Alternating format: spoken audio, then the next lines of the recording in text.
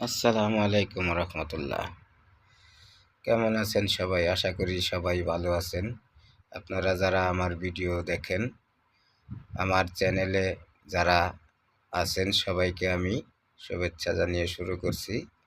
অনেক দিন পর আপনাদের মাঝে আমি আবার একটি ভিডিও নিয়ে হাজির হয়েছি। যদিও ভিডিওটি অনেক লম্বা, তারপরও আপনারা যদি ভিডিওটি না টেনে দেখেন তাহলে অনেক কাজই শিখতে পারবেন। ভিডিওটি হলো আমি একটি সাবমার্সিবল পাম্প কয়েল পুড়ে যাওয়ার কারণে খুলতেছি। আমি এই পাম্পটি খোলা দেখাবো আপনাকে। সাবমার্সিবল পাম্প কিভাবে খুলে সেটা আপনাদেরকে দেখাবো এই ভিডিওতে। আপনারা ভিডিওর সাথে থাকলে অনেক কিছু শিখতে পারবেন। দেখুন আমি পাম্পটি খুলতেছি।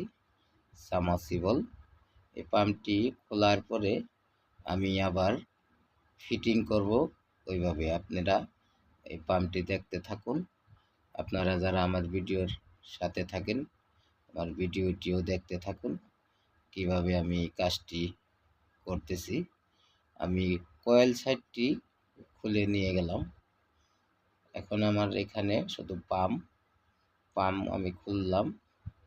পাম্পের ইনপোলার এগুলিও খুলে সার্ভিসিং করব। কোথাও কোনো সমস্যা হয়েছে কিনা সেগুলিও আমি আপনাদেরকে দেখাবো।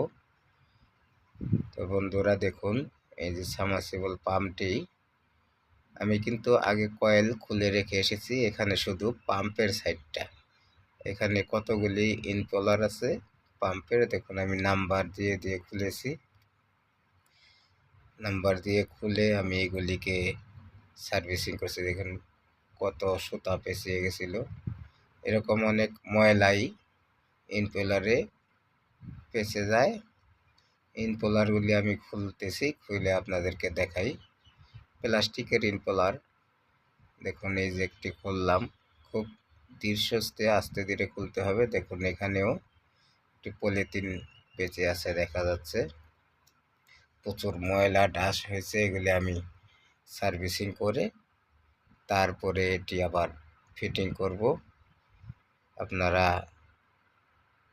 দেখুন আমি এটি সিলের নাম্বার পাওয়া যায়নি, এই কারণে আমি শ্যাফটটি এবং সিলটি মেকানিক্যাল সিলটি মেপে এটার নাম্বার বের করব। যেহেতু আমি এখানে এটি প্রথমবার খুললাম, দেখুন আমি মাপ দেখাচ্ছি আপনাদেরকে। কত সুতা, এটি ইনপেলারের মধ্যে সুতা পেঁচে গেছে।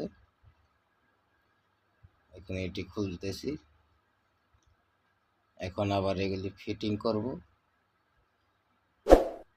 সার্ভিসিং করে এগুলি ফিটিং করে দিব। আপনারা দেখুন কিভাবে এটি ছিল। এই যে দেখুন এই কেজিংয়ের ভিতরে কিভাবে ছিল সেটা আমি ফিটিংয়ের মাধ্যমে দেখাচ্ছি। আপনারা পাম্পটি দেখতে পাচ্ছেন, সাবমার্সিবল পাম্প। আপনারা যারা আমার নতুন ভিডিও চান আমার চ্যানেলটি অবশ্যই সাবস্ক্রাইব করে রাখবেন। আমার চ্যানেলটির নাম আজিম এমটি, মূলত সংক্ষেপে নাম আমার মেকানিক্যাল টেকনোলজি নামে। দেখুন আমার এভাবে ফিটিং করেছি। এখন আমি শ্যাপের ভিতরে ঢুকাবো। কোনটা কিভাবে ছিল ঠিক সেভাবে আবার ঢোকাচ্ছি। আমার কিন্তু পাম্প ফিটিং প্রায় শেষ পর্যায়ে। এই যে দেখুন ঢুকিয়ে দিলাম।